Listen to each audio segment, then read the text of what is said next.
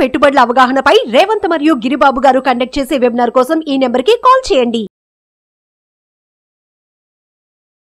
ప్రేక్షకులకి మీ రామచంద్రమూర్తి నమస్కారాలు. ఇవాళ స్టాక్ మార్కెట్లో కొత్త రికార్డ్స్ నమోదయ్యాయి. సెన్సెక్స్ 78,000 ఫస్ట్ టైం దాటింది. ఆల్ టైమ్ హై రికార్డ్ని బ్రేక్ చేసింది.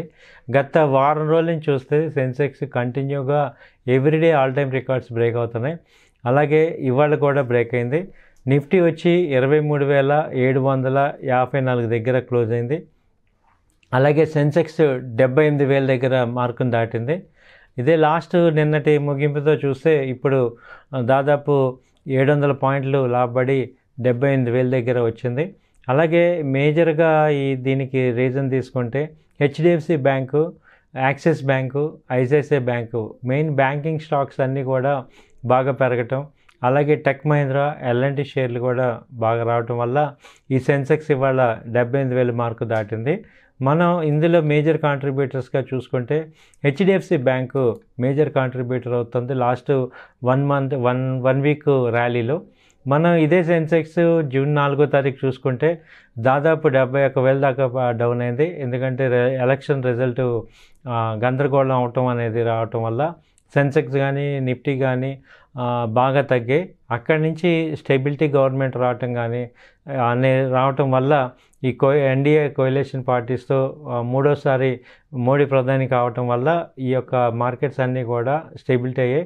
ఎఫ్ఐఎస్ కానీ డిఐఎస్ కానీ వీళ్ళందరికీ కూడా మళ్ళీ ఒక రకమైన భరోసా వచ్చింది. అందువల్ల పెద్ద ఎత్తున నిధులన్నీ ఇండియా మార్కెట్కి రావడం జరిగింది. దానివల్ల కూడా ఈ మార్కెట్స్ పెరిగినాయి. అలాగే రీటైల్ ఇన్వెస్టర్స్ పార్టిసిపేషన్ కానీ డిఐఎస్ పార్టిసిపేషన్ కానీ కంటిన్యూగా పాజిటివ్ ఉండటం వల్ల మ్యూచువల్ ఫండ్స్ కూడా కంటిన్యూ ఇన్వెస్ట్మెంట్ చేయటం వల్ల ఈ యొక్క సెన్సెక్స్ అనేది పెద్ద ఎత్తున లాభాలు వస్తున్నాయి. దీనిలో మేజర్గా కంపెనీస్లో హెచ్డిఎఫ్సి బ్యాంకు దాదాపు 1,500 నుంచి ఒక 1,700 పెరిగింది. వాళ్ళ ఒక్కరోజే 2% పెరిగింది. దాదాపు 10% నుంచి 15% దాకా పెరగడం జరిగింది హెచ్డిఎఫ్సి బ్యాంకు. అది హెచ్డిఎఫ్సి బ్యాంక్ వచ్చి దాదాపు 10% వెయిటేజ్ ఇండెక్స్లో ఉంది.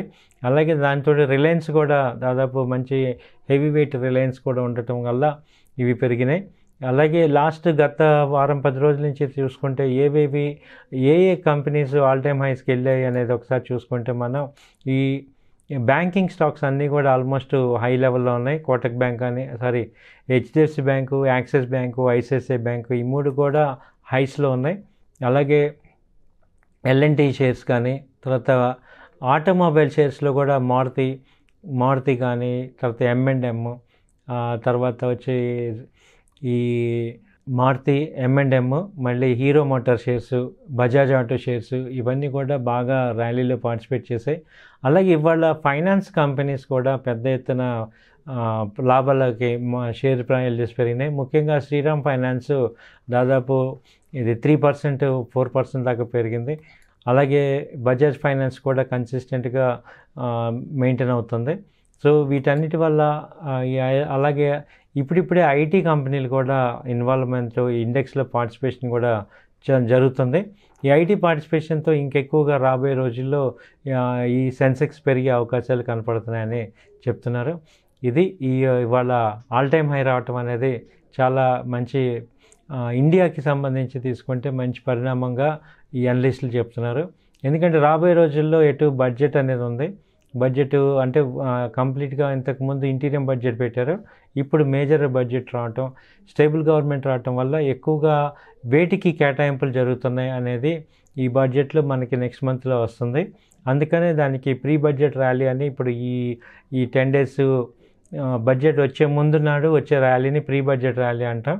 వాటిలో ఎక్కువగా రైల్వే స్టాక్స్ కానీ, తర్వాత ఈ యొక్క ఫెర్టిలైజర్ స్టాక్స్ వాటికి, ఎందుకంటే ఎస్టర్డే ఫెర్టిలైజర్ స్టాక్స్ మీద ఈ యొక్క జిఎస్టీ తీసేయమని విజ్ఞప్తి చేయడం జరిగింది. అది కూడా పరిశీలిస్తామన్నారు కాబట్టి ఆ స్టాక్స్ అన్నీ పెరుగుతున్నాయి. అలాగే ఈ అన్ని కంపెనీలు కూడా పాజిటివ్ ఎనర్జీ అన్ని సెక్టర్స్కి, అటు బ్యాంకింగ్ కానీ, ఐటీ కానీ, రీటైల్ కానీ, తర్వాత ఏవియేషన్స్ కానీ, తర్వాత ఈవెన్ ఆటోమొబైల్ కంపెనీస్ కానీ వీటన్నిటికీ కూడా పెద్ద ఎత్తున రిలీఫ్ వచ్చే అవకాశాలు ఉన్నాయి కాబట్టి ఎక్కువ ర్యాలీ వస్తుంది. అలాగే ఈ మధ్యతరగతి వాళ్ళందరికీ కూడా ట్యాక్స్ స్లాబ్స్ కూడా తగ్గించాలనే రేట్స్ స్లాబ్ రేట్ పెంచాలి అనేది నిబంధన ఎక్కువ వస్తుంది.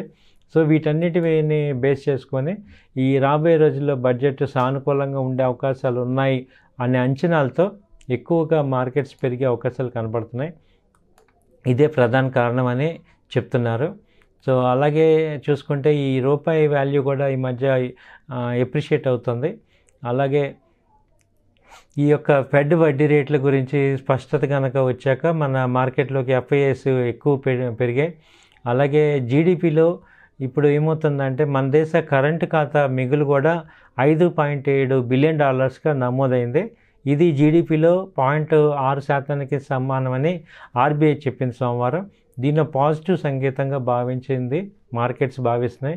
అంటే కరెంటు ఖాతా ఇంతవరకు కూడా ఎప్పుడు కూడా మనకి ఎక్కువ ఉండేది, అలాంటిది ఇది మిగులు కింద రావటం అనేది ఇది ఒక మంచి పరిణామం. కాబట్టి ఈ జీడిపి అనేది పెరగటం, మనకి కంటిన్యూగా పెరుగుతూ ఉండటం కూడా ఒక పాజిటివ్ సంకేతం.